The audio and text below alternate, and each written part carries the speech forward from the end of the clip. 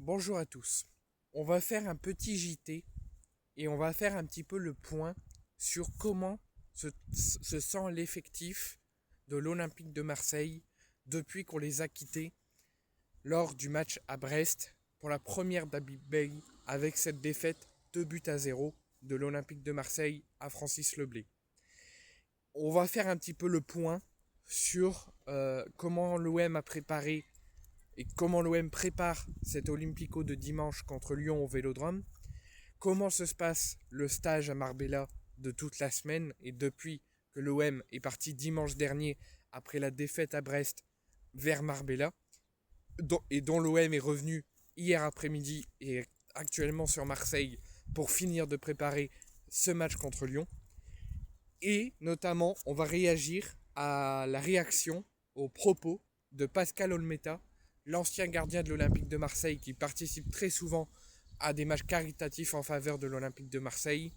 qui a parlé et qui a réagi sur le choix de la direction de l'OM d'avoir viré Roberto De Zerbi et d'avoir fait venir Habib Bey et de ne pas avoir conservé Pancho Bardonado en tant qu'entraîneur principal cette fois-ci jusqu'à la fin de la saison.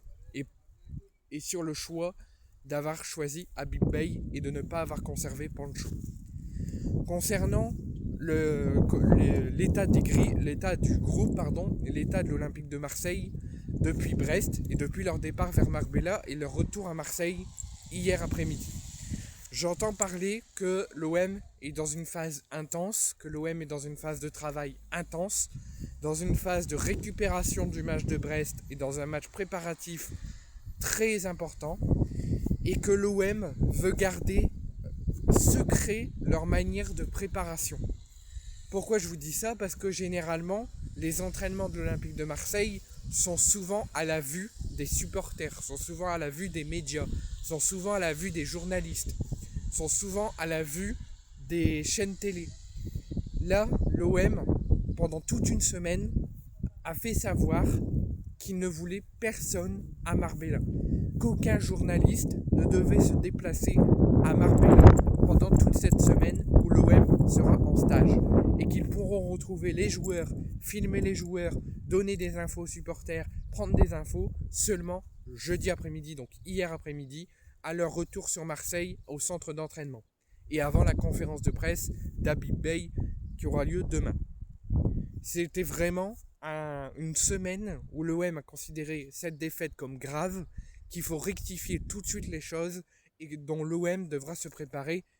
de façon très intense et sans penser à rien d'autre et penser à uniquement le match contre Lyon et pas penser à ce qui se passe autour, pas se penser à autre chose que le match de Lyon et surtout pas penser au match de Toulouse mardi en Coupe de France. Donc c'est vraiment que l'OM doit rester concentré à 200%, doit faire que travailler jour après jour et ne doit penser à rien d'autre qu'à leur travail, à leur récupération et à la préparation du match contre Lyon.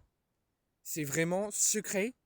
Il n'y a que les journalistes du club qui sont là, des journalistes qui donnent des infos aux supporters, mais de la part de l'OM, c'est seulement ceux qui appartiennent au club qui ont droit d'être autour du centre d'entraînement, qui ont droit d'accompagner l'équipe à Marbella. Toutes les autres journalistes, notamment Karim Attab, Massilia Marcellia, RNC Sport, l'équipe,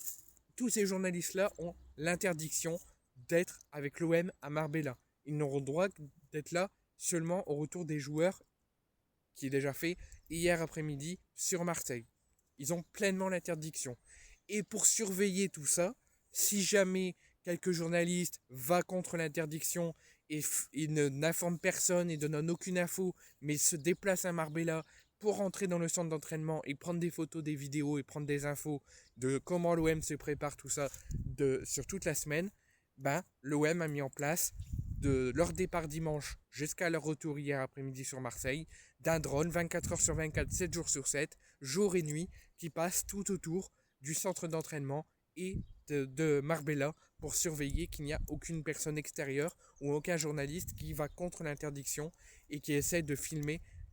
comment l'OM se prépare alors qu'ils ont l'interdiction formelle. Et il n'y a que les journalistes du club, la communication du club, tous ceux qui appartiennent au club qui ont droit d'être là et qui travaillent pour l'OM. Tout le reste ont pleinement l'interdiction et pourront faire leur retour hier après-midi, grand maximum aujourd'hui, pour filmer l'OM et reprendre des infos et voir l'état du groupe. Sinon, c'est l'interdiction la plus totale. Donc c'est vraiment une préparation très stricte et très secrète. En ce qui concerne l'interview que Pascal Olmeta a donnée à un journaliste marseillais concernant le choix de la direction de l'OM d'avoir viré Roberto De Zerbi après la claque au Parc des Princes et d'avoir choisi de prendre Habib Beye et d'avoir mis en direction de l'équipe Pancho Bardonado uniquement pour le match contre Strasbourg et de ne pas l'avoir conservé jusqu'en fin de saison, c'est ce que je vous disais, que l'OM